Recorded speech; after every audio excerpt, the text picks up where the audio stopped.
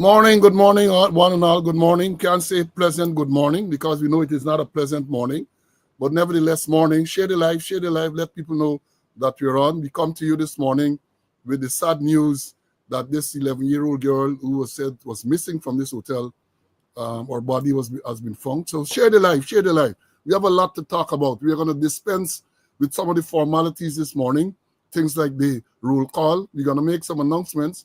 Well, we have to analyze this whole matter. So share. We're going to give you the proper police perspective into this thing. It's very, very sad. Very, very sad morning to wake up to hear that all the killings, 4 people on the highway, someplace there, triple murder, suicide. The 4th person we understand is in a critical condition at the hospital. Then we learned about this missing 11-year-old. And within the hour, it is said that the body of that 11-year-old was found at the very hotel that they said that was sought. So share the life. As I indicated, there will be no roll call this morning, none at all. We're going to dispense with some of the formalities. We're going to make the announcements, and after the announcements, we're going to start off with this tragic occurrence. But again, let me say, despite all of this is another day that the Lord has made. Today, we are on Thursday, the 24th day of April, 2025.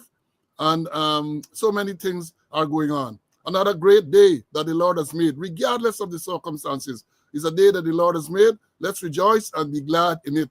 Let's give praise and thanks for being in the land of the living. It's a privilege. And those persons that I referenced earlier have not had the privilege of seeing this beautiful day, including this 11-year-old. 11-year-old, imagine that. And we are going to talk about that very shortly. So share the life. We know that the numbers are not usually high because I suspect because on several social media platforms, they have the live feed of what is now going on at West Demerara Tushan, where apparently the hotel that this body was found has been set on fire.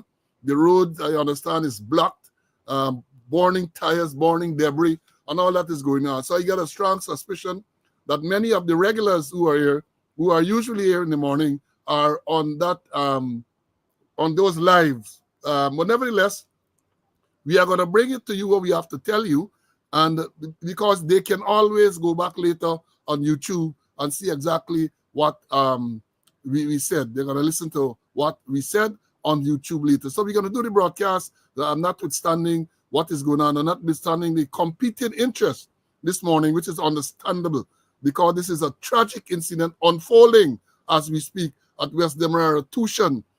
We understand that is where this incident took place. And we're going to give you the details as narrated or as related by the police yesterday and what has transpired since then. We're going to give you all of that. Now, just let me bring in, let me first, before bringing CC, let me give you a few quick announcements. Today, we told you about the death of our Paul, retired deputy superintendent. 7430 was his number. And remember that today is the viewing. Let me find the details here. Yeah, Deputy Ramcharan R. Paul viewing today, Thursday, from 6 p.m. to 9 at Bergen Funeral Home, 114/30 Rockaway Boulevard, South Ozone Park. The funeral will be tomorrow at the same place from 9 to 12. And having said that, again, another fatal accident over the night. Since we spoke to you yesterday, there's a report of another accident, but we're not going to deal with that here now. We're going to go straight into, let me invite Mr. Conway to come, and then we're going to go into this matter. CC, good morning. I know it's a very tragic, very sad morning, given the death of this 11-year-old girl and the 4 persons on the East Bank, and 1 critical. Let me hear your views, my brother. Well, it's very tragic, but then we need to expect certain things, When this government is in power, they expect 3 things: fire, death, and drugs. Fire, death, and drugs. And that is what has been happening over the longest while, But we'll go more into details.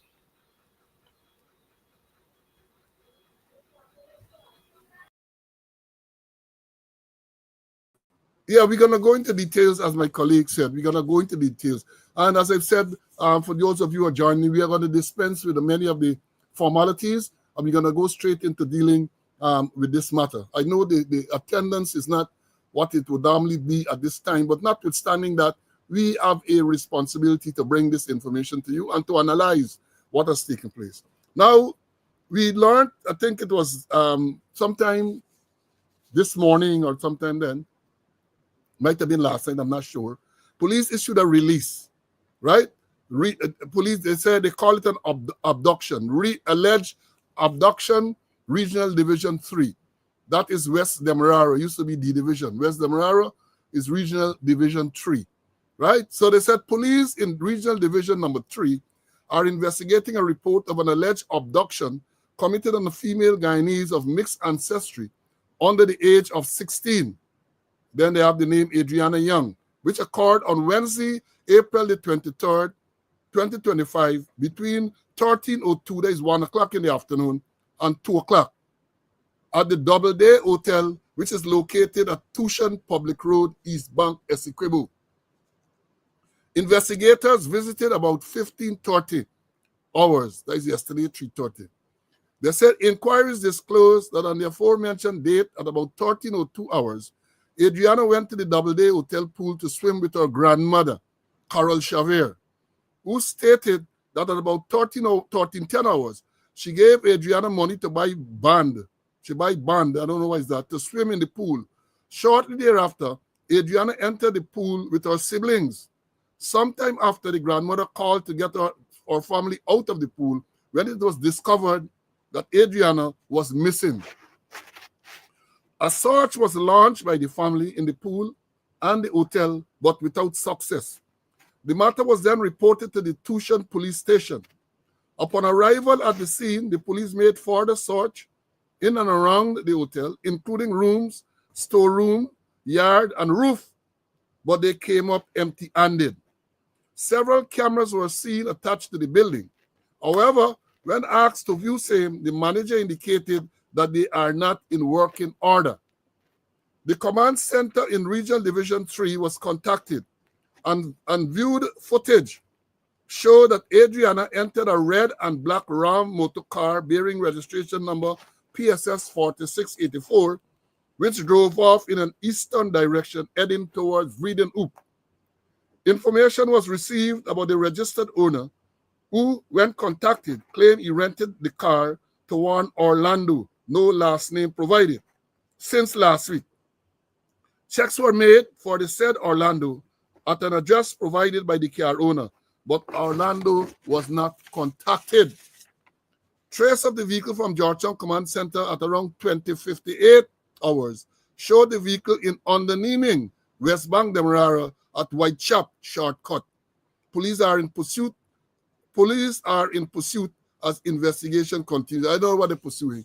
Well, let me deal with the police. That's what I said. But let me give you all the follow-up. Let me give you, before we go into analysis, that is what the police said. That this girl went to this place with her grandmother around 1 o'clock yesterday afternoon.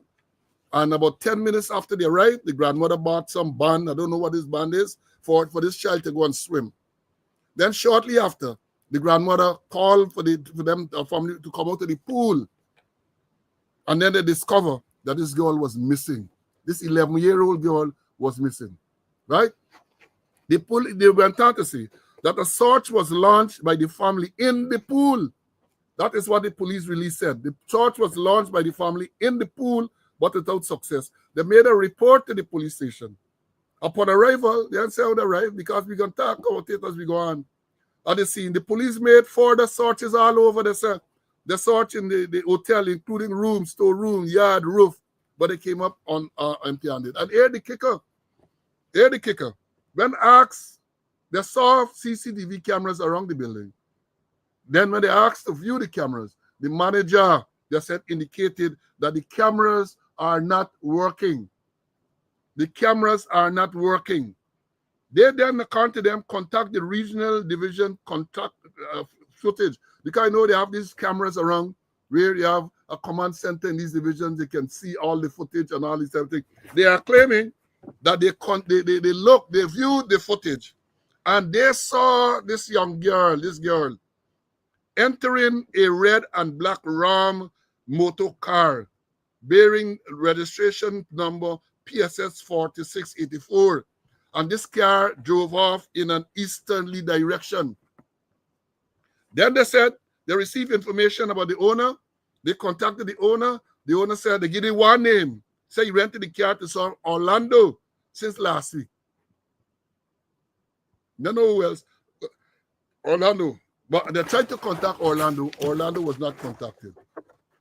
Then they said they traced the vehicle from Georgetown, from the Georgetown Command Center, at about 9 o'clock last night. Right? They show that the vehicle was on the Niming, West Bank, Demerara. So this morning, the people turned out to the place there, Tushan. Protests started, very small. Fires were lit on the road. The Minister of Human Services, Vidya Prasad, turned up, talking to the people. They said that she negotiated with them to go and search the place. This morning, they're searching again. I don't know what they're searching for.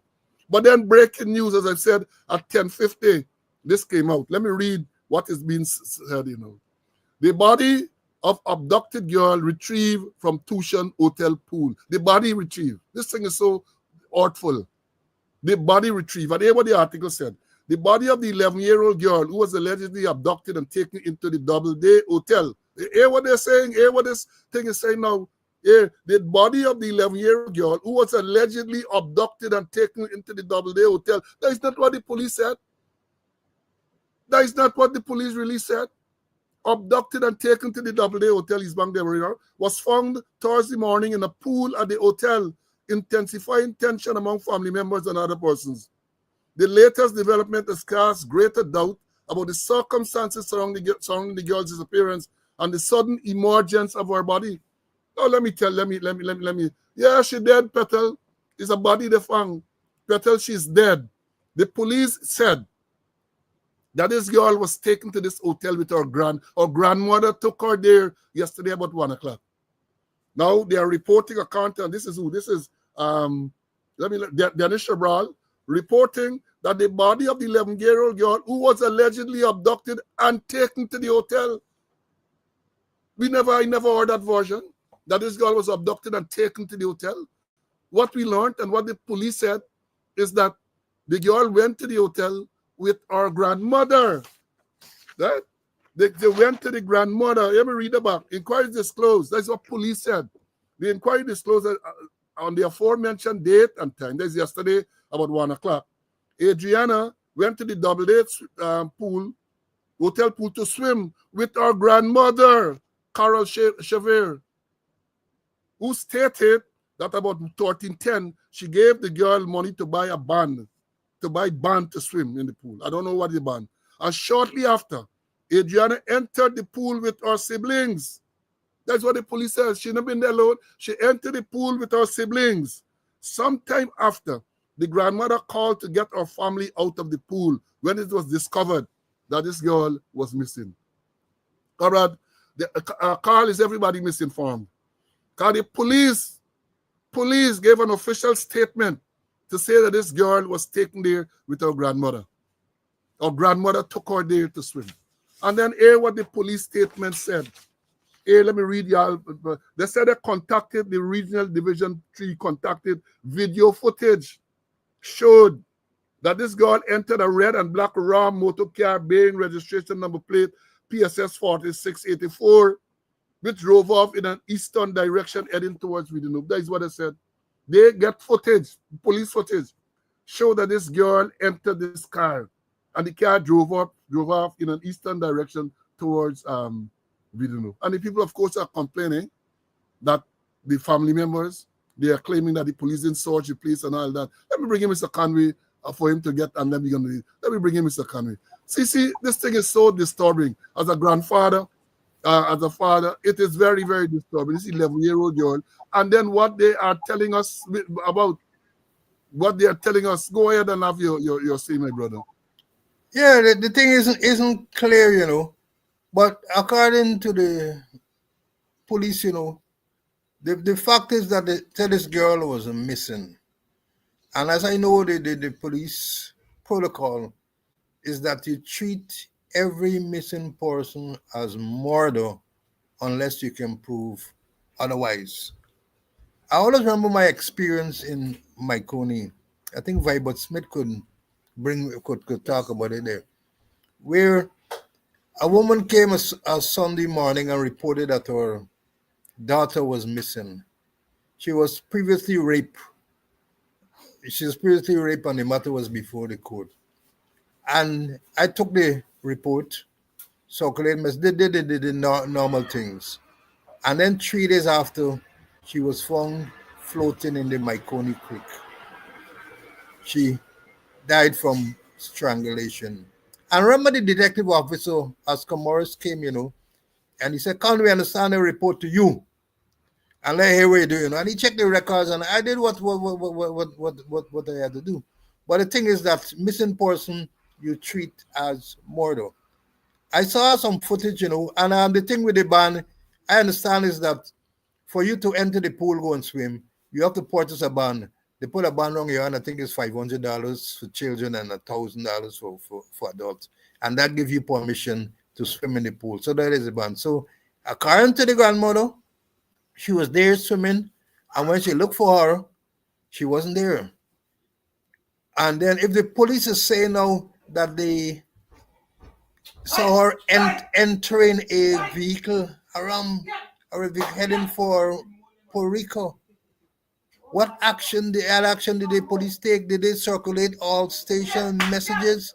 Did they set up roadblocks? What really did they do? The initial action is very, very critical in situations like those, whatsoever you do. And then did they properly lock down the scene? Did they lock down the scene? This first thing they use is lock off the scene, prevent person from entering and leaving, So a whole lot of initial action by the police, I think, wasn't in place from the face of it. But here's it. They're saying that she was abducted, and abducted means you're taking you from one place and carrying you to another. How in heaven's name that body ended up in the pool? If the police said a search, they said a search, I know. And if they search and she wasn't in the pool, how the body ended up back in the pool? Something is amiss, something in some right, and it's all be lack of proper police action, letter of command and control at the scene. At the scene, you win or you lose a case at the scene of a crime, and then, well, the post-mortem will disclose the cause of death. But the thing is, I say and I repeat myself, every missing person report of any missing person must be treated as murder unless you prove otherwise. How the body get back in there? Something is there, something ain't meshing up at all. And then your cameras aren't working. Remember paper shots? Camera wasn't working, So all it is a whole kind of mix-up story coming up. But I hope that the truth really will come out so far. Yeah, and thanks for the to the students who have explained what this band mean. The band where the grandmother said she gave her money to buy a band. So you go into the pool, you have to buy a band. Well, you go into the hotel compound, you have to buy a band, a wristband, which distinguishes those who are authorized to go into the pool from those who are not authorized to go into the pool, right? But let me understand this thing clearly. And I'm going to be dealing with the police report. And we said it repeatedly. The police force, the corporate communications unit from the police force, the unit that issues these releases, has no credibility. And I think it's time that they move these people, especially the man in charge.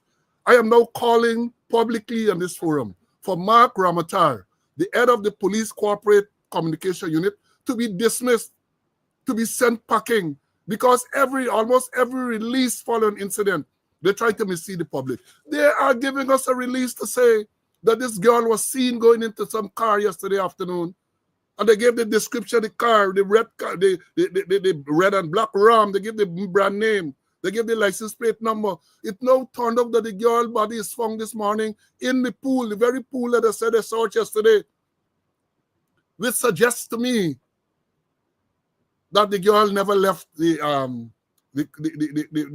compound or the hotel. It would appear, and I don't like to speculate in these things, but based on what they're saying and based on what has happened, it would appear that the girl was there all the time. She was there all the time, and they dispose, following whatever, they just throw the body into the pool to say, well, she might have drunk. But based on what they're saying, the very police and all the account, this place was searched thoroughly yesterday. So if a body was in the pool, what is a black water pool? Most of these pools are transparent. You're gonna see anything in there. And if they search the pool out, they did not find this body there yesterday. But suddenly this body appeared this morning when people started to demonstrate and protest. I mean, this thing is very worrying, very concerning, and the releases that they would issue don't do anything to give confidence to people.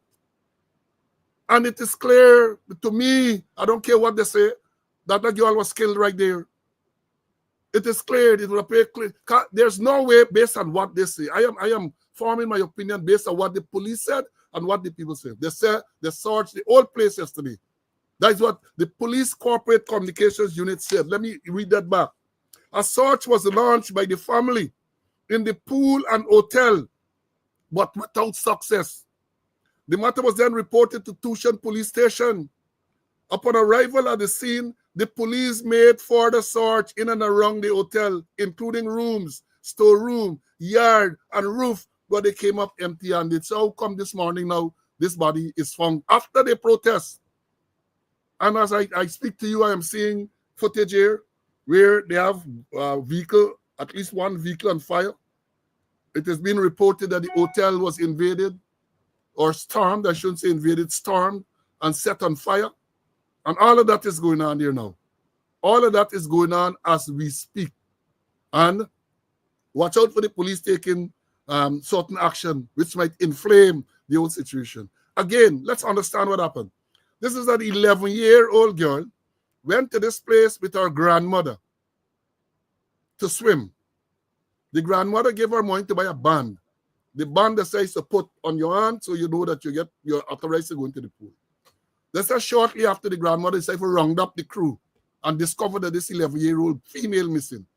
They haven't said how many were in the old entourage. I know the grandmother and the girl, but they talk about our siblings, so we don't know how many other. At this stage, we don't know how many other. An alarm was raised. They went to the police station, offering search and not found this girl. Police said they went. That is what is being reported, that they went from Tushan. They searched the place. Nothing, they didn't find this girl.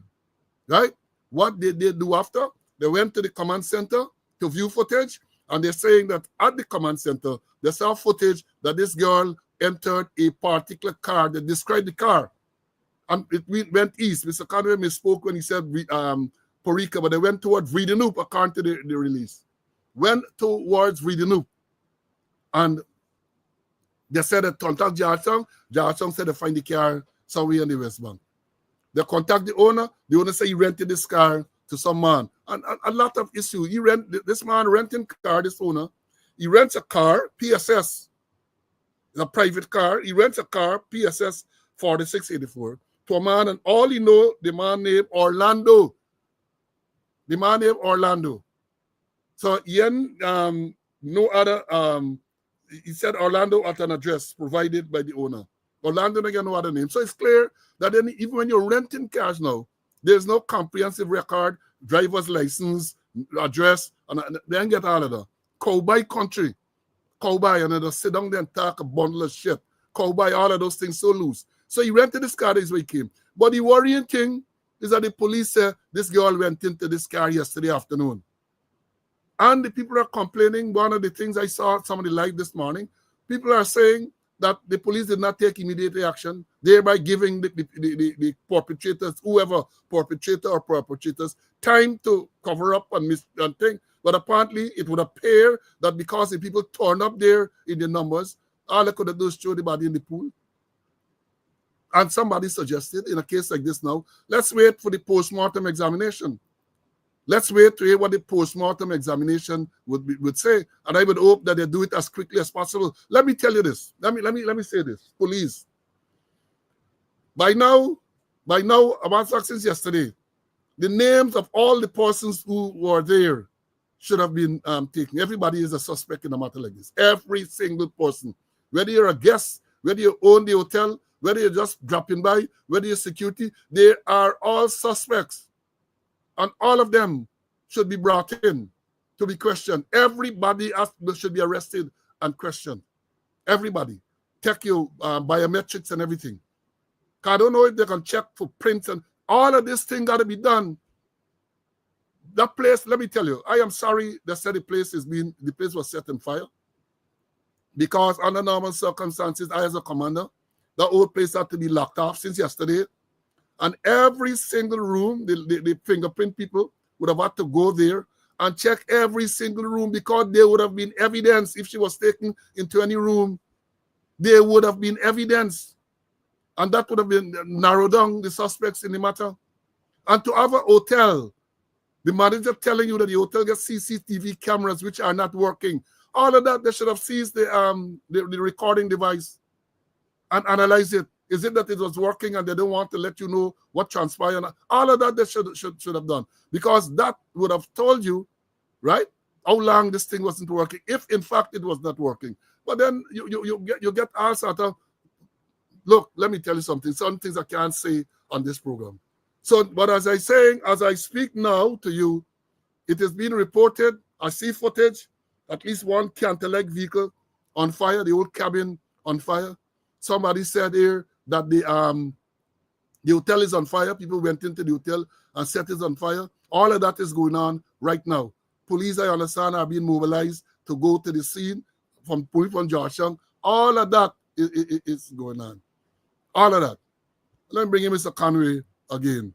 See, let me have your say, man. I'm so, let me tell you something, my brother. I am very, very upset, and maybe it's coming over in my presentation, but I am upset. As a father, as a grandfather, I am upset. Let me hear your views, CC.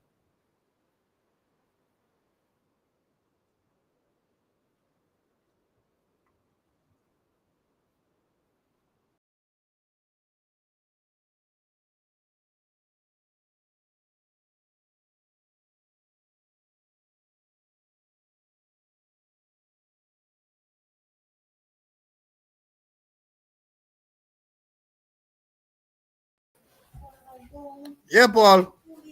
The Go ahead, initial CC. action. You have a technical glitch here, but you're back on. Go ahead. Yeah, as we said, the initial action at those missing persons is critical. And here's it: how the police gonna say that they saw this girl going in this vehicle heading with reading up. They get vehicle number, they get registered owner, and the body ending up in the pool. It's mind boggling. A girl under 16 years old. And so far they didn't say whether they had any marks of violence. And as you mentioned, Paul, in a situation like that, you lock down the whole place. You lock it down, you preserve the evidence. What's evidence? Lock it down, everybody's a suspect. Huh? There is it. Pastor said they don't find the vehicle. They see she going in the vehicle. See the car gone his way. And then the body appear in the pool. And then the search rooftop too. Maybe they feel the girl must climb up on the rooftop or they must catch on the rooftop, you know. I think all is bluff that it's the search. I get my own feelings, you know, that no thorough search was done. And they took it very lightly. They didn't see it as missing person would turn out as murder. And then them police release the police release, you know, Paul. This thing is mind boggling. But I hope that we get to the bottom of it. Now, let me say this again. I started out this part by again calling on the removal of the person who heads the police corporate communication unit. Only last week or thereabout, we had the killing and shooting, missing report.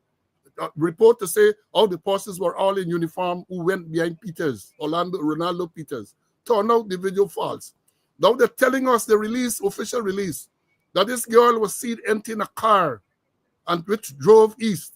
Turned out now the girl dead right in the place there. You know, and it is unfortunate because the type of postmortem examination that is done in Guyana would not perhaps tell you at what time she died and all of that. They're going to tell you all them details, but I know in the US, the forensic pathologist or the coroner, however the style, would have been able to pin down the time of death, which is crucial in a matter like this. The time, not only the cause of death, because I have a strong suspicion that the cause of death is not going to be drowned in. And even if the cause of death is drowned in, listen to me carefully, police, even if the cause of death is given to be drowned in, you got to look for other marks because it might very well be the child would have been abducted and in there, and given the furrow, they're going to put the child, hold the child down and drown the child in the place there. So you're going to get marks consistent with the child being strangled, the child being held down. You're going to get marks. You're going to get marks. And let me say this. Again, this thing is so disturbing. I looked at the scene this morning there. When I just started, I looked at it. I saw the commander, Assistant Commissioner, what is his name, Mandal, at the scene. Thing in there. Let me say this, Mr. Mandal and all the police around the place. What was the commander doing there at the place? What was he doing there? He has a division to command. You can't command a division from the scene of an incident. Let me understand this thing clearly. They have levels of command. Some competent, well, you can't say that they can't, not for them incompetent. It looks like the commander is not competent. The commander has to remain in command. He has to be at a position where he can relate to forces on the ground, where he can relate to forces at headquarters and all over. He can't be on the scene at Tushan. That's not the place of the commander. That's the place of some other, maybe his deputy or somebody else. And this is the problem you have with these commanders. They believe so something happens, they have to be there. I suspect they are told to go there, but that is not how the way it works. Because at the end of the day, you have an incident, there should be an incident commander. And the incident commander can be the commander for the entire division. Let me understand that. Because something else can happen at the same time. So who can command? The commander has to be located at a point where he continues to overlook the command. They want resources at Tushan, let's say. Is the commander got to be there and call Georgetown, interact with the commissioner, interact with the crime chief, interact with whoever else he has to interact? He can't do that effectively from the scene of this incident. So we understand he can't do that. But that has become the norm. And again, it has to do with our training. Because all of these commanders, well, most of the commanders, I should say, most, they ain't get them type of training. They don't understand the imperatives of command. There's a lecture, CC will tell you, there's a lecture I used to do to officers, senior officers, the imperative of command. I learned that from Larry Lewis. That was a Larry Lewis subject. And when Larry Lewis moved on, I started to lecture on that. What are the imperatives of command? You can't command a division, any division. And when an incident occurs, you left your command position and you're there the incident scene. They have that incident commander. You have to have an incident commander, a competent person, or you might call you a bronze commander because you get the levels, bronze, silver, gold. Everything mixing up, and that is why you're causing this, you're having all of these problems. And then I saw Deputy Commissioner Simon McBean on the scene. Now, for your all information, when last I checked, Deputy Commissioner Simon McBean, one of perhaps the most competent senior officer, is still in charge of Regional Police Division 4A, Brickdam. He's supposed to be at Brickdam. I noted when they had the incident at Linden some time ago, when the president and them went up, is McBean went. Again, the commissioner did not go. Ben did not go. Watts, who is the man in charge of operations, did not go. They sent McBean. This morning, again, the incident at Tushan that is going on now, McBean is the senior man, they sent. One to the commissioner, one to the man in charge of operations. Even if the commissioner, I don't think the commissioner should go at this stage. But one to the man in charge of operations, Watts. He was a commander over there not so long ago. They honored him by naming a toilet after him. Why did he not go there? Why McBean? And I'm saying this because you get McBean going all over the place. If it is that McBean is deemed to be the most competent, you ask Senny Linden, you send it there now, let him take over the force, because it looked like the man who they got sitting there is useless. The man who took $8.5 million from a businessman to arrange with it, like he's useless. Not a statement. You have the Linden incident. Somebody told me about it yesterday, remarked yesterday. Not a statement from the man who sits in the commissioner chair. Nothing. Nothing. Right? Even when they said that he gave the terms of reference to the RAS people, he didn't even come out and say what it is. And one can't expect him to come out because he is incompetent. He should have never been there in the first place. And all of these things are happening. All of these things are happening. Look at what has been happening under his watch. Look at what is happening on his watch.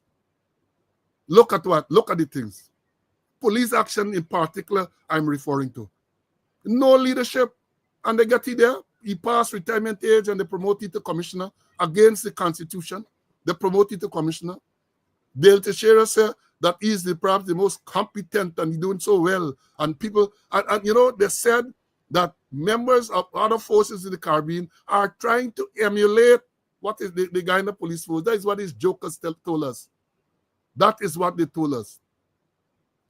It's sad. And again, in every area, every time we come and we talk about these things, look at the training aspect. It is noted. Lack of training is glaring. It is glaring that they don't have proper training. And Jack Dio said, Jack Dio, I think it was last week, Thursday, he said that the police are properly trained. That is what he said. That members of the Guyana police force are properly trained. That is what Jack Dio said. He going to put on he thing this afternoon and he going to come and he going to talk again this afternoon. They're going to talk again, 2 o'clock this afternoon. Let me bring you back, Mr. Conway. Yes, CC. I'll show you what you have more that you want to see. Yeah. What about the unseen commander? Huh? What about the unseen commander? What about the divisional detective officer? Is he competent? What about divisional detective officer? Huh? What about the people from CID headquarters? The loudest boast about the major crime people. You don't hear a word from the. You don't hear a word from the crime chief. Yeah? You know, the whole thing for me is like they took this missing person very lightly. Here is it. A 16-year-old is missing, and before they raise hell, they took it lightly. You hear she got in the car, and the body appeared there. Something is wrong somewhere. The crime scene wasn't. I think it was properly processed. I think they're gonna run helter skelter now and see what they got thing, but thing once you don't burn up already, as the case may be. The police action, I would say, is piss poor. I gotta stress that there, you got to lock down a crime scene and keep it there as far as practicable. Lock it down. Lock it down. Nobody mustn't come out from the place. But no, free for all. From what footage I see, was a free for all at that location, at which now turned out to be maybe a murder scene. You know, no, Paul, the more we talk about the police, you know, the more we look at the initial action of the police, the more we see they are lacking, completely lacking. And basically are saying your action at the scene of a crime, your initial action, you win or you lose a case at the scene of action, depends on what you do, Paul. Yeah. And some students are correcting you. The child is 11 years old. The police say they under the age of 16. That's what the police say. Under 16. So they're right. 11. But he's 11 years old. This child is 11 years old. Under the claim. And again, I don't know where they get these things from. When they're going to report this morning, I call this thing, this who was allegedly abducted and taken to the Doubleday Hotel. That's what Dennis Shabral is reporting on the Demerara Waves. that this child was abducted. Nothing at the start based on what we have been told. The child was never abducted. The child went there with her grandmother to swim. And somewhere along the line, the child disappeared from the public area. So it would appear as though the girl been there all the time.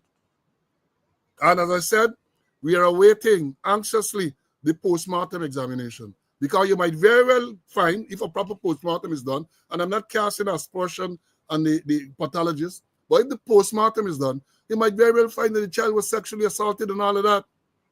Why would this girl be taken away from where she was with her grandmother? Why? You're gonna hear maybe she was sexually assaulted? As I've said, time of death is crucial in something like that because it appears that they could have accounted for until after about 1 o'clock. Then the body turned up this morning. And somebody, I'm distracted a bit because somebody is saying on the live that they were there, they went to Sergeant's place this morning, and this woman she says she checked the pool this morning. She checked the pool and nobody was there. That is what the woman said, that she checked the pool and nobody was there. I hope that they're going to review all of this and get statements from these people, because I am more and more, when I hear these comments, I am convinced that that girl was killed right in there and put in the pool for it to appear as though she drowned in the pool. But this girl, since yesterday afternoon, the grandmother and all that, they're stupid. They wouldn't have checked to see what's going on. Huh? This thing is very worrying. And the police action at the scene of crime, very, very important. Somebody come, given the circumstances the grandmother reported, immediately they should have sprung into action. But what they do? Cover up from the get-go. From the get-go. I want to know, if a proper investigation is done, I want to know who told them about this girl going into this car. Because I heard this morning that there's a footage from a neighbor's CCTV camera. And the neighbor's CCTV camera showed that the girl went into the hotel with her grandmother and never came back out. And this is what the father and them check, She went into the hotel as claimed by the grandmother, and she never came out. So how come Mark Ramatar and the cooperator, you tell you she came out? No, they didn't say what time, that she came out and she went into this red and black Ram motor vehicle. Who gave that information? Where is the footage? Because one of the students, I have very good students, told me this morning, called me and said, well, why didn't the police, if they're saying that this girl went into this car, why they didn't issue photographs alerting the people and put the car to say, well, look, we're looking for this car, ask for the assistance in identifying and locating this car. They never did that. They never did that. So a lot, I would expect that a proper investigation would say, where did Mark Ramatar get this information from? Who gave him this information? Was it verified? Because it seems that the corporate communication, anything they tell them, again, lack of experience. They know nothing about policing. They put them there, paying them big money. They know certain basic things they don't know about policing. A report is made to you. Ask the right questions. Interrogate the reporter. And just put out what you can confirm. Put out what you can confirm. Because when something like this happens, and it shows that you lie, which has been shown all the time, you're lying all the time, police corporate communications unit, they're lying all the time. Almost every release they give. And we were talking about this all the time. Because what they do? No fluff. They can tell you what shirts the man wearing, what color shoe you wearing.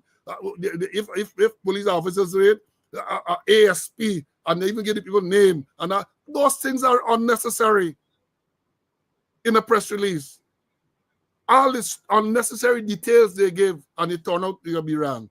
Because the more you write, the more you talk, is more you're likely to make mistakes. And that's exactly what happened. Not only mistakes, I believe that in many of these cases, they are deliberately setting out to mislead the public, deliberate attempt to mislead the public. But the public is more discerning than that.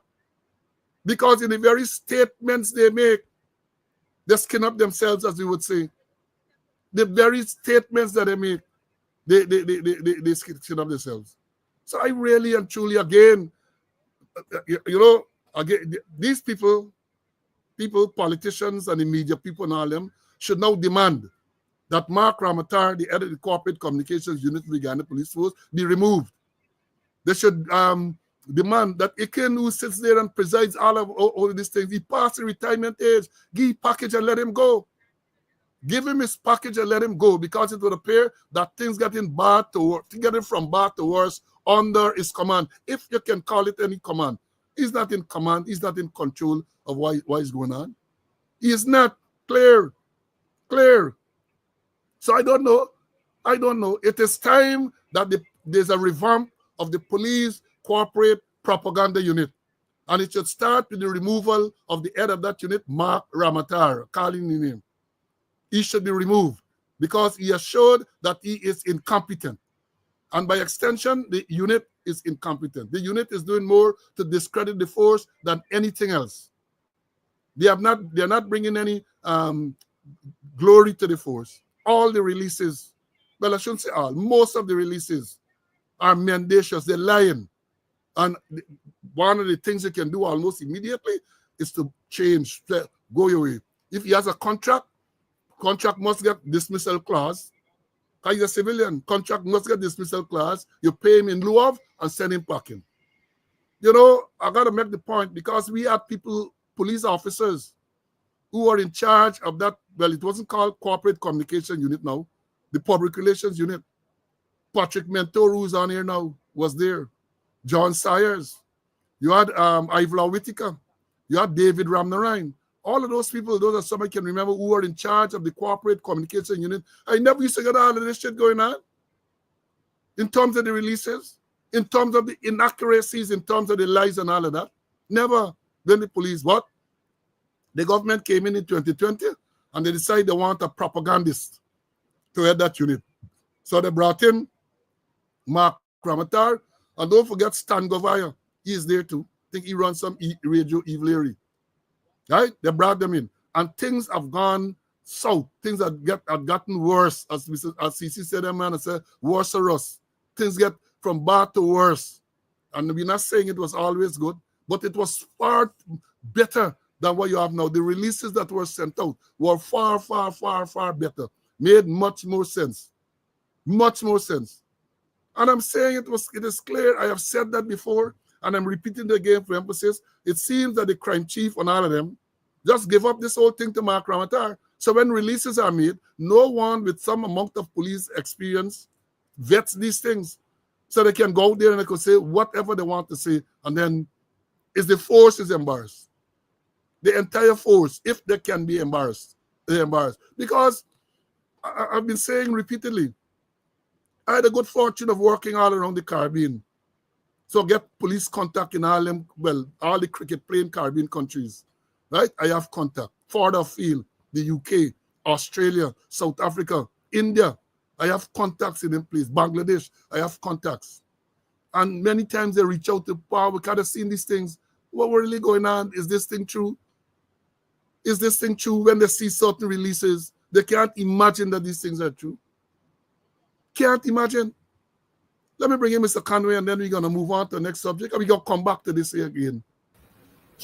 CC? Yeah. You know, and getting back to the release, where they say she entered this vehicle. They know she? Did they have proper description of her, the clothes she was wearing, and all sorts of things, so you could say, well, this is the girl who entered this vehicle that drove away.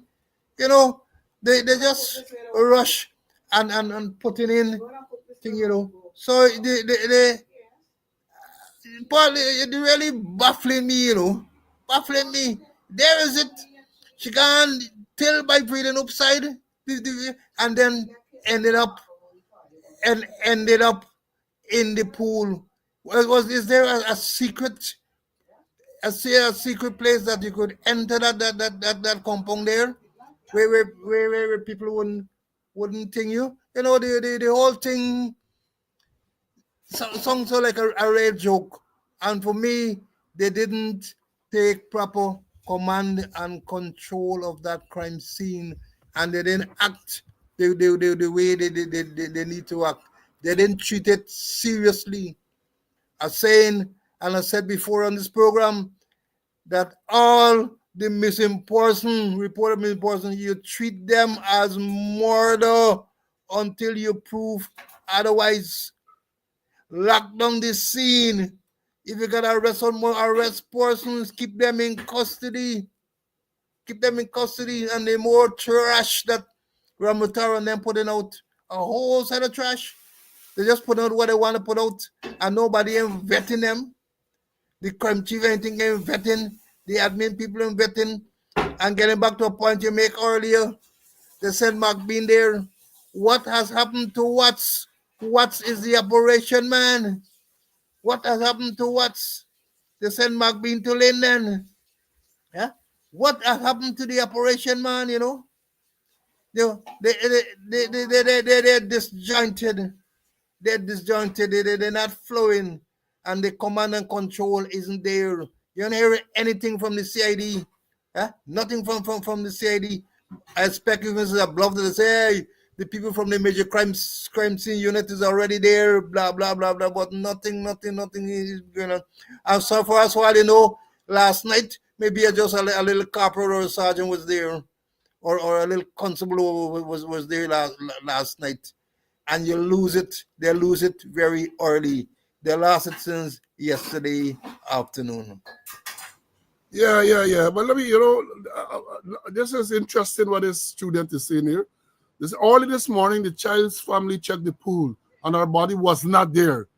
The hotel staff did not allow the family to check the hotel and rooms. The staff told the family that the cameras were not working. The police should have carried out a search of the hotel. The hotel staff should be made to answer. I agree.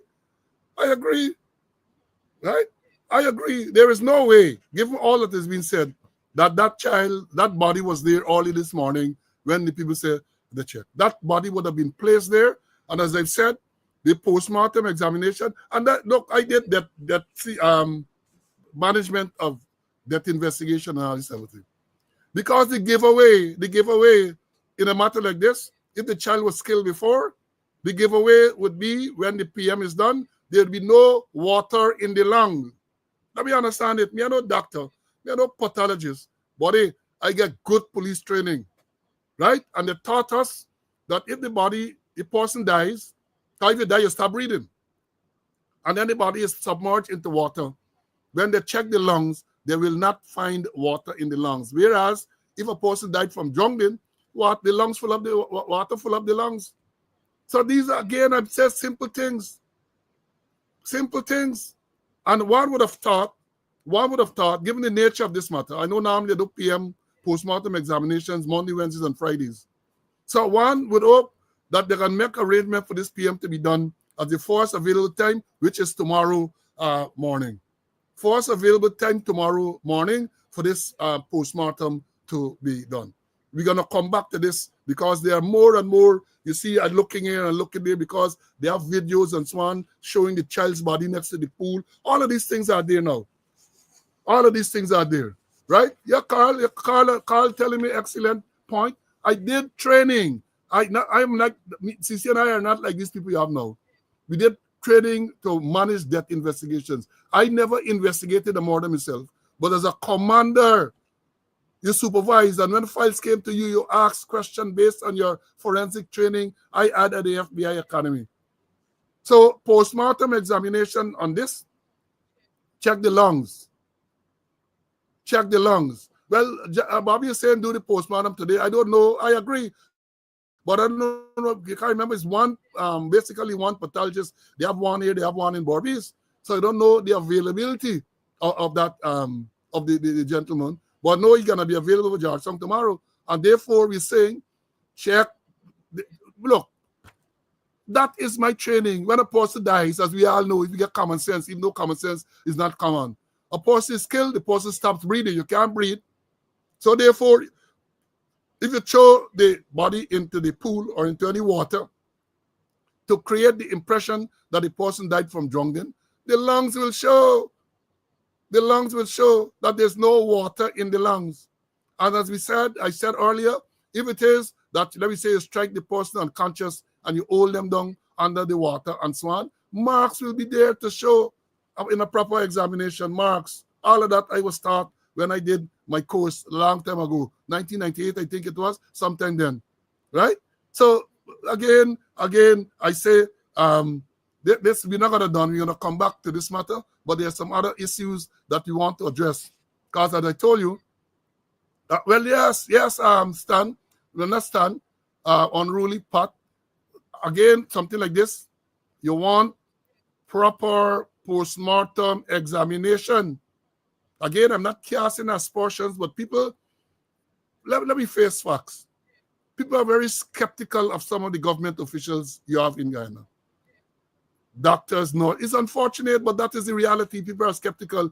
And if you want to make sure that people have confidence in the process, a transparent process, maybe you'll need to get some independent person. I remember when I was in Borbies, and I think it was Bass had shot and killed a man somewhere in the quarantine. They brought in a forensic man from Trinidad. Unfortunately, he couldn't work because they didn't clear the way for him to get recognition by the authorities in Guyana. I remember it was Commander McDonald was commissioner at the time, and the man could not have assisted in the process because they did not make sure that he had the necessary accreditation from whatever body in Guyana had to sanction is working in that. And I had the task, unpleasant task, of talking to him and his secretary, who turned out to be a serving police officer in the Trinidad and Tobago Police Service. I got them in my office. I think Louis Crawford was the detective officer, and I tell them that based on this, well, you can't work and so on. Because I remember McDonald, they asked me, tell you for ask the police rank answer the question. I just bluff you and say, all right, never asked because they were not necessary. So they might need to consider that as well. So because they like to use the word transparency. And if you talk about transparency, and if you want people to have confidence in the process, then maybe you will expend some money and do that. Yes, Sean, Azad Bacchus was the man. Let me tell you all this. Let me tell you all this. When I come on this program and I say things, maybe I don't remember all the names correctly. And as yesterday, I couldn't remember the name that I gave you all for the Walking Tall star. I gave you all the wrong name. I said Clint Walker. Man, the students even to this morning, people tell me it was Clint Walker. Right? They tell me the name. I'm going to tell you all the name later. Who was the man? They told me that, and I had to admit that I was wrong. So sometimes I don't remember the names, but I remember the incident. Someone telling me now here it was Azad Bacchus in Borbies who boss people shot and killed in the quarantine. And then the family was insisting to get an independent because they didn't get confidence in Dr. Bridgman, the man in Borbies who was to do the PM. And they flew in this man from Trinidad. Right? As I said, all of that happened. Right? All of that. Yeah, well, by what you call name like Oscar Morris and them, those were top of the line investigators, top of the line investigators. Nobody could question their integrity and their competency, right? But what we get, Joe Don Baker. Yeah, Joe Don Baker was the star of the original Walking Tall. Yesterday I was telling you Clint Walker, big choppy one. No, I was wrong. And the students corrected me. And I said, I got to tell you all, Joe Don Baker. Joe Don Baker was the man in Walking Tall. We talked about it yesterday when we talked about the people beating this man across the river who eventually died in the police lockup with a big stick. Walking Tall was the man with a stick. Now let me move on. Yeah, Michael Marks was perhaps one of the leading homicide investigators. Michael Marks. I think that he was unquestionable one of the better homicide. When it comes to modern, he was the man, the go-to man. And I have had the privilege of sitting with senior counsels, your gaffing and so on. And when you come around to police, there is always mentioned Mark. Then I say, when the man go in the witness box, you believe it's a computer, the man had everything packed. You can't swing your tall. I have had senior counsels and others relate that to me. That Michael Marks was a nightmare when they had a case that he had to give evidence in. Now, let me tell you of this next one. They say again, police again, alleged murder-suicide. Region Division 4B. I want when these things happen, you must check out to see who are the commanders of these divisions. This is 4B. And 4B, for your information, is on the east bank of Demerara, including the highway and so on, 4B. And here, what is being reported by the police. Detectives in Police Regional Division 4B are investigating an alleged murder-suicide and attempt murder, which occurred on Wednesday, yesterday, April the 23rd, 2025, at about 21:10 hours. It's 10 past 9 last night. At Ideal Road, Linden Suicide Highway, committed on 4 members of the La Cruz family. And then they name them. And then they say, according to a resident of Ideal Road, Suicide Linden Highway, on Wednesday the 23rd, that is yesterday, she along with Maline, Suan, and some children went to one of the creeks along the Linden Suicide Highway, after which they left for Suicide Junction. While at the junction, Parmanan Ramdial drove up on his motorcycle, registration number unknown, and stopped. And they decided to go home. She went on to say that while at Malini's La Cruz home again, she saw Parmanan Ramdial drove up on his motorcycle and went into the house. At that time, the above-mentioned persons were inside the house. She claimed she heard Ramdal and Malini arguing, followed by several loud explosions that sounded like gunshots, and she and the children ran from the house. The police from Timeri were summoned, and at the scene, ranks retrieved a 9mm Beretta pistol with serial number, along with 5 live rounds in the magazine and 1 round in the breech. From next to Ramdial, who was lying next to the front door, inside the sitting area, with a small uncorked bottle emitting a noxious smell. It is not known at this time whether Ramdial was licensed to carry a firearm. Right? The scene was processed. 7 9mm spent shells, 2 warheads, and 4 pieces of metal fragments were recovered.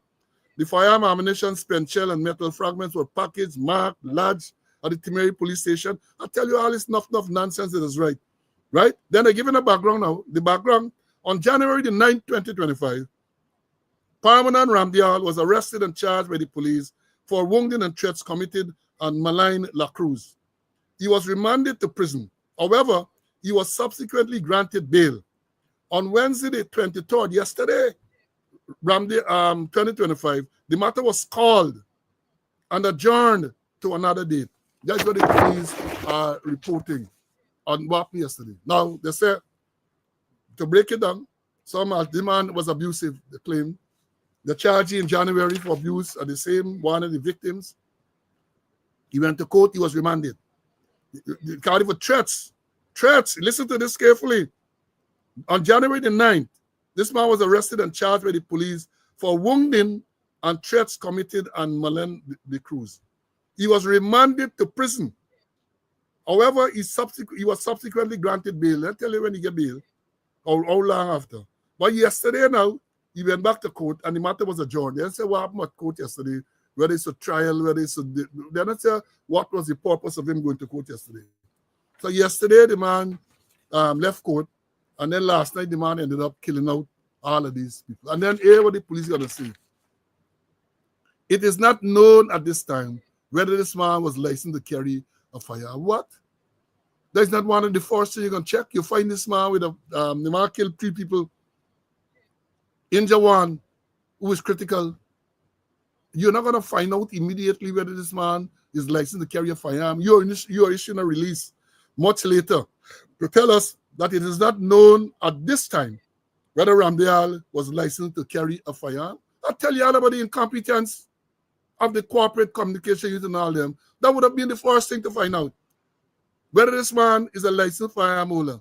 And here this, look out for the covering up, because if it is that he was a licensed firearm holder and he's charged on the 9th of January for wounding and threats, he still get the firearm?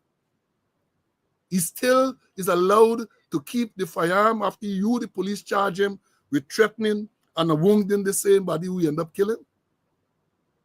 Incompetence, I tell you all, incompetence. Because there's no way under this earth a competent body would not have perused the record immediately. Everything is computerized to discover whether this man is a licensed firearm holder. And therefore, you ought to have been able to say at the time of the release whether he's licensed to carry a firearm or whether this firearm is an illegal firearm. But death, the man drink poison, he shoot and kill 3 of them, I think 3 died. Then one person attempt murder is a Sion, but he killed the 3 females are dead. The woman, I think, are 2 daughters. The Sion, 22, 3, he gets shot, says suspected injuries to his left shoulder and jaw. Well, hope pray for him that if he survives, he might be able to tell us exactly, the investigators, what happened. I mean, it's murder, suicide. But you still need to know what led to that just before, right? What led to it just before. But again, I don't understand what is going on. Even a matter like this, they can't give a proper release. Even a matter like this, they can't give a proper release. Tell you what hear what they said. The police at Timeri were summoned at the scene, rank retrieved a 9mm APX Beretta pistol with serial number so. What is the importance of that? What is the importance of the serial number on all that? The rank retrieve one Beretta pistol, if you know the caliber, you put the caliber, that's it. But you're going into serial number, you're going into all sorts of unnecessary information. Unnecessary information you're going into, right? Let me bring in Mr. Conway to obviously on this man. See, this thing with this man will kill these 3 people and then he drink poison. He cowardly way out, he drink poison. We have views and the police release. Perhaps the man had to be a marksman too, for shoot all those people, and kill them. But it releases a whole bundle of nonsense, a lot of irregularities, on a lot of things that irrelevant, a lot of irrelevancies and inaccuracies. Now, the question is, was he a licensed firearm holder? And as you mentioned, they got a system where they could retrieve the information overnight in a jiffy.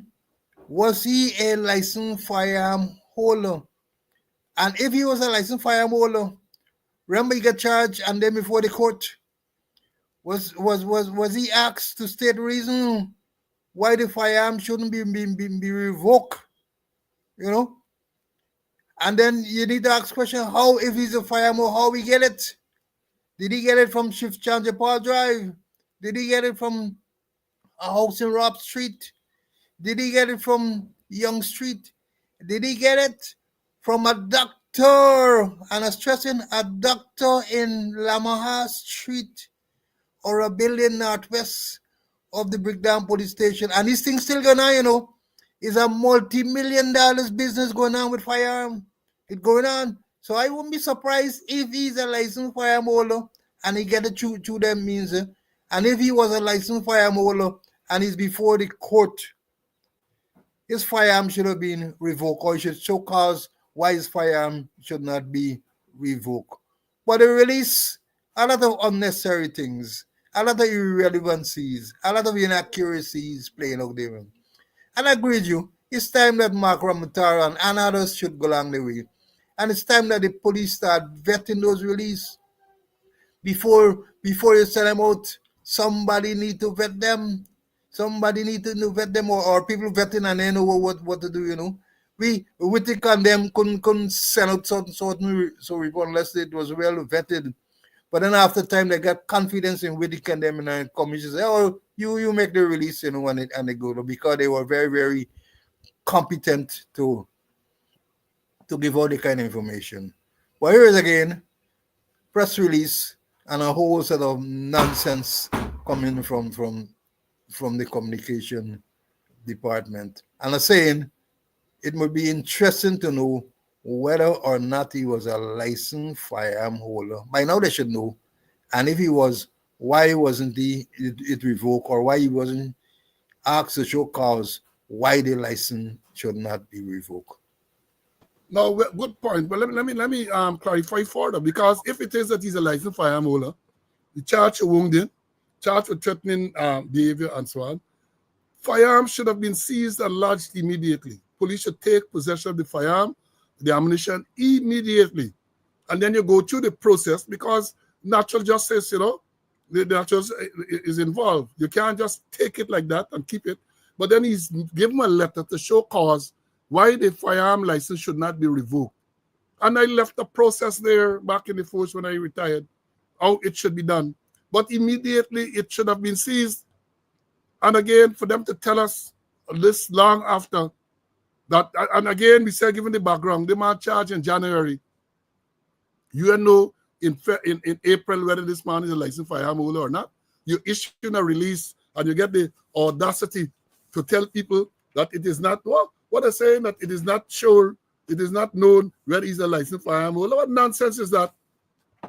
What nonsense? It is not known at this time whether Ramdial was licensed to carry a firearm. That is what they're telling you. In the release, you should have been able to find out immediately. As far as I know, all of these things are computerized.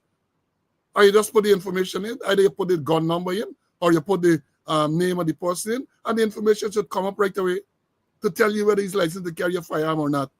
And when you give the release. That is the type of incompetence we have. That is the type, and the worrying thing is that these people they get enough money, enough of we taxpayers' money, to showing this level of incompetence. To show, and again, I am calling, and I will repeat the call. It is time for the head of the corporate communication unit to say, I have had enough. This job, I can't handle this job. He should be made to resign. If he does not resign, you should make sure, because he ain't got no police rank, as far as I know, he ain't got police rank. He's a civilian employee. I suspect he would be on a contract. All contracts, or most contracts that I know, have a clause, a separation clause. So as a result of his consistent display of incompetence, he should be told that, look, you can part company. So when they give a month pay in lieu of let the man go packing, let Mark Ramatar go. It's about time. It's about time. All of these things he come out. Remember, this is the same man who tell me that they took a decomposed body to the hospital to be officially pronounced dead. A decomposed body.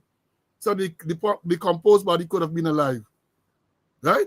This is the type of nonsense that is going on. And they sit back there and they're allowing it. Because many of them are incompetent too. I must admit. Many of them too are incompetent. So, birds of a feather. And let me form this word properly. They flock together. So you're adding a semi say nothing else. F-L-O-C-K. They flock together. Don't mix up the vowels. Birds of a feather flock together. So incompetence and incompetence. That is what is going on. The next matter again, police again in the news. All for the wrong reasons, police again. I read this morning. Is this morning? Yes, morning. 3 cops remanded over theft of cocaine from station. 3 police remanded over theft of cocaine from station. And what it says. 3 serving members of the Guyana Police Force, Lachman Singh, Grenville Harris, and Floyd Pilou, yesterday appeared before Magistrate Fabio Azur at the Georgetown Magistrate Court, jointly charged with stealing narcotics, while one was separately charged with assault. It is alleged that on March 13, being employed in the public service of the government of Guyana at Rivell Police Station, the 3 persons stole 400 grams of narcotics valued $360,000. The Singh assault charge alleges that on 8th of August 2024, at Rivell Police Station, he assaulted Akeem Fredericks. He pleaded not guilty to the charge. The court heard that on the day of the incident, Harris removed 400 grams of cocaine, which was in police possession. The missing substance was reported and investigated, and CCTV footage showed the accused removing the box and leaving the room. Sergeant Johnson observed that the seal and the box was broken and the weight was incorrect, going from 4.9 to 4.5 kilograms. The prosecutor objected to bail due to the likelihood of the accused obstructing the course of justice and interfering with the witnesses. He asked for the court to set an example that will deter officers from committing a similar offense. Meanwhile, defense counsel for Singh and Pilou argued that both of his clients have been on self-bail since the allegation arose, and they are being made against his client without substantial evidence. He also noted that Singh is a serving member of the Ghana Police Force, and that since the allegation have arisen, he was been reporting for work. Further, Palu has served the force for 16 years, has an unblemished record, and is a corporal stationed at the Rockville Police Station. They say Harris was represented by another attorney, and he said his client lives at Vice Lust and is not known to the law except as a law-abiding citizen upholding the law. He said that Harris has no previous antecedent prior to these whimsical allegations. The attorney alleged that Harris has been released on his own recognizance and has denied the allegation. He also sought to assure that his client is not a flight risk and will cooperate with the court and as requested reasonable bail for his client. The magistrate denied bail, and the accused will remain in police custody. He remained in police custody. I don't understand what they're saying there, but they said the accused will remain in police custody. The matter. But let me say this. Analyzing what he said, I don't know if it is misquoted. If they are refused bail, they have to be remanded to the prison. The warrant has to be signed, and they are remanded to the prison. No magistrate can refuse bail and remand and say you're going to remain in police custody. Let me understand this thing clearly. This matter came up some time ago, long ago, I remember. Once you go to court, police go to court, and bail is refused, magistrate has to issue the commitment warrant for them to go to the Georgetown prison or whichever prison they got to go to. Can't issue to say police custody, but I don't know. But again, police involved. And when I read the thing first, because there was a report a few weeks ago that a barrel with drugs was uncovered at one of the wharves and taken to the same Rhineville police station. And then they report in the media that the drugs missing. Houdini went there, took away the drugs disappeared. So I really thought, when I saw the headline first, was this matter related to that one? But no, this is another matter. This is saying, basically what he's saying, they had the drugs in there, large. Seal of a box, the seal of the box, it was sealed. They had 4.9, they said kilograms. 4.9 kilograms, that's what I'm reading. And they take out the 400 grams. That is what I understand this to mean. So in another case where they carry away everything, there's alleging that they took some value $360,000 and the thing. There's all sort of craziness going on in the police force. Drugs missing from what is supposed to be the most secured place in the police force. The armory at TSU, where all these drugs lodge.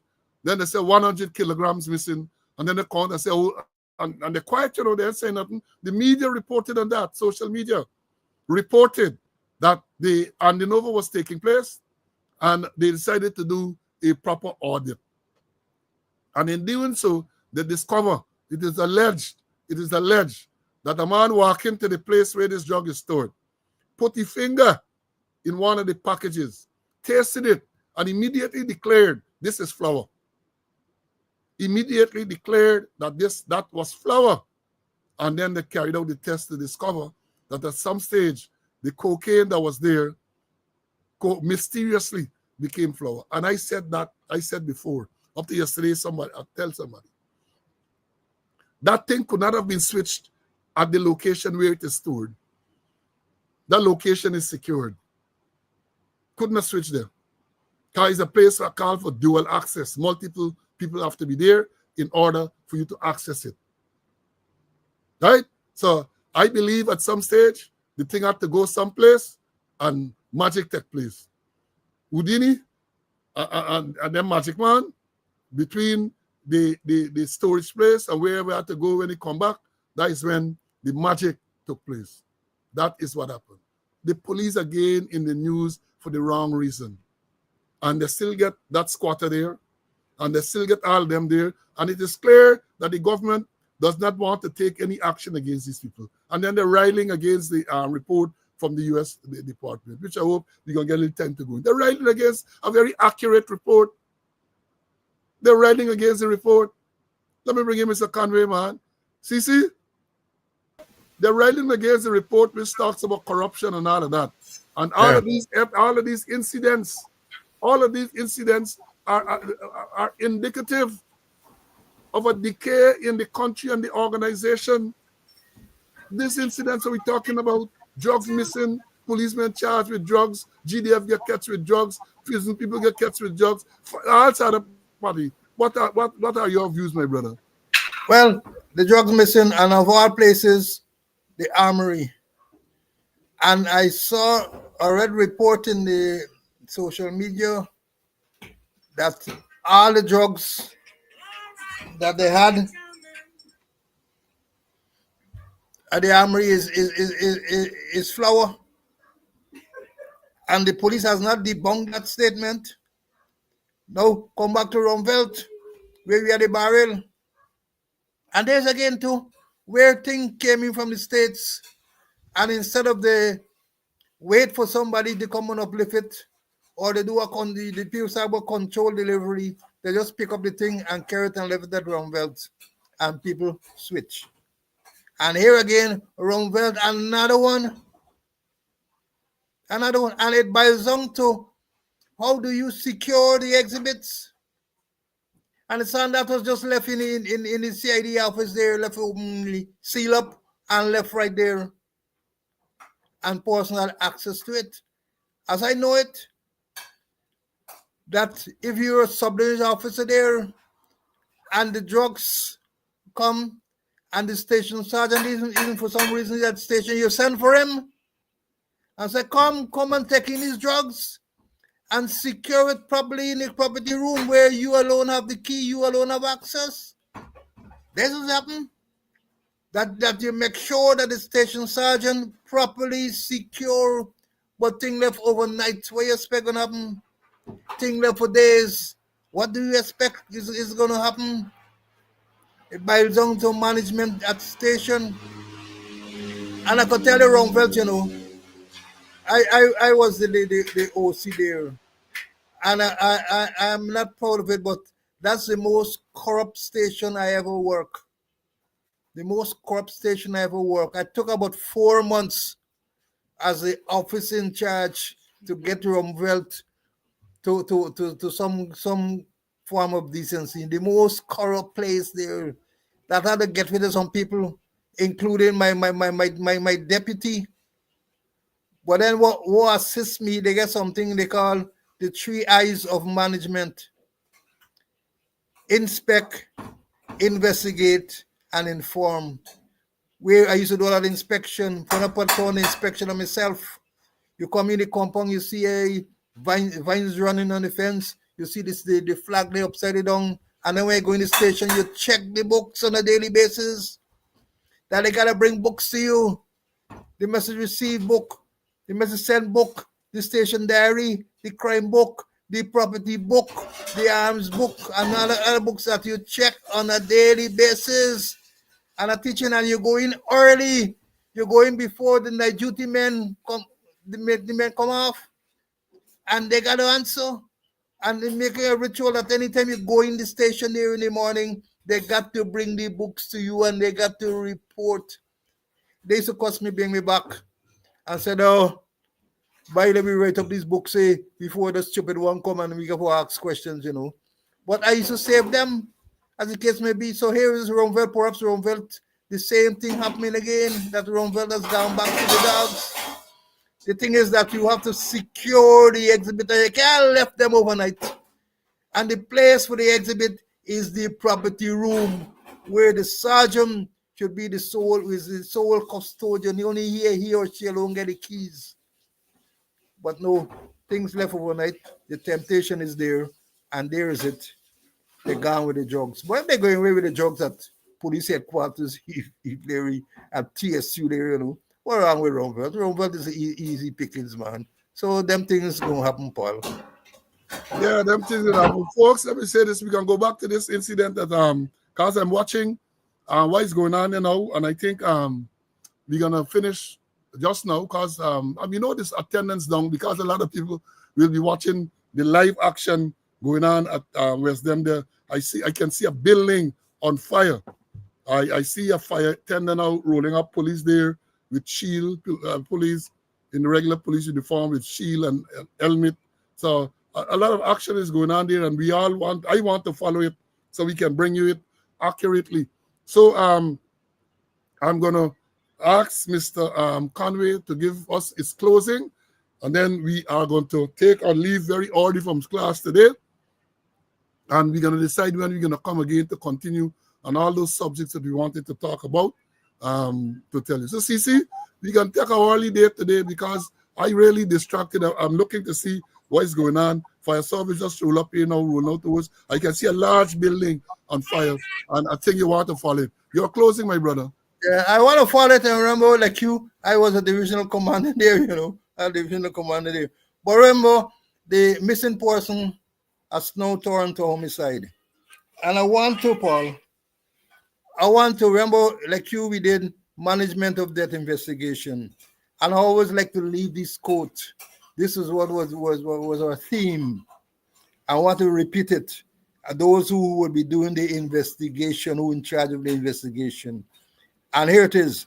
No greater honor will ever be bestowed on an officer or a more profound duty on him than when he's entrusted with the investigation of the death of a human being. It is his duty, it is his duty to find the facts, regardless of color or creed, without prejudice, and let no power on earth deter him from presenting those facts to the court without regards to personality. And that's what I want to leave with those who would be entrusted with the investigation in the death or the homicide of that young girl. This is what I want to leave with them. No cover up, no cook up. Get to the bottom of it. Do meticulous investigation. Left no stone unturned, as they say. Do meticulous investigation. That is my message to the homicide investigators. Yes, and it is unfortunate, as I said, the building, I don't know if it's a hotel, but there's fire there. People said that the building is on fire. That might have been the place where this child was killed. And therefore, it's unfortunate if there's a fire burning down the place, because a lot of evidence will disappear. But we hope that based on others' evidence that can be able to unravel and to say who the perpetrators were. Because, again, people said they searched this place this morning, and this child wasn't there at the pool. And then suddenly they hear that the child body is now there. So, yes, folks, yes, we've had a morning. We have to cut short because of what is going on across the river there. That has grabbed, it gets the whole nation and further field. People are onto that. And we will give you the chance, student, to go there and to follow what is going on there. In closing, I want to say advanced birthday greetings to Carl Hartman, 9414, who's on the live, I'm sure. My squad mate, he'll be celebrating the birthday tomorrow. So advanced birthday greetings to you, Carl. And to say, again, to ask as we close for you to stay safe. And I want to say this, that we're not sure what time we're going to be on. Again, the schedule is normally Monday. But given what is going on, we did not even get the opportunity to go through the subjects that were left over from yesterday. So depending on how things go, we're going to come again. Tomorrow I have court tomorrow morning. Tomorrow morning for me is court. And I don't know. So I don't think we can make it tomorrow. But we are going to look to see if at all we can come before Monday. Because how things are unfolding rapidly, we might very well need to come before Monday. Or if we come tomorrow, it might be sometime in the afternoon. We don't know. Keep following the channel, and you are going to be told when we are going to be here again. Until then, I invite you to stay well.